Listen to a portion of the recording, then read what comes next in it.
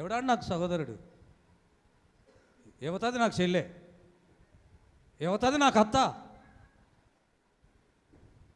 అత్త ఎప్పుడో చచ్చిపోయింది, చెప్పండి. నా చెల్లి ఎప్పుడో చచ్చిపోయింది. ఏంది కోపం? దేవునికి స్తోత్రం. హల్లెలూయా, హల్లెలూయా. మీ అత్తే కదంటే ఆ చెత్త గురించి నాతో మాట్లాడకు. అది నా దృష్టిలో, చెప్పండిగా, అది నా దృష్టిలో, చెప్పండి, ఎప్పుడో సచ్చింది, ఇక బతకదిగా. అంటే దృష్టిలో చావటం ఏంటి? అంత అంత పవర్ ఉందన్నమాట ఆ చూపులో.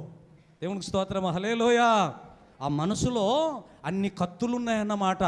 అవకాశం ఇస్తే చెప్పండి 39 ముక్కలు చేసి అక్కడ పెట్టి పగ తీర్చుకొని పకపక నవ్వడానికి రెడీగా ఉన్నారు. దురాత్మలు దూరినోళ్ళు ఇప్పుడు అట్నే చేస్తున్నారు. ఏం చేస్తున్నారట? వాడు మరీ ప్రేమించి పెళ్లి చేసుకొని మంచిగా కాపురం చేసి లేకపోతే దగ్గరుండి అంత కోపం వచ్చిందట 32 ముక్కలు నరికి ఫ్రిడ్జ్లో పెట్టాడు.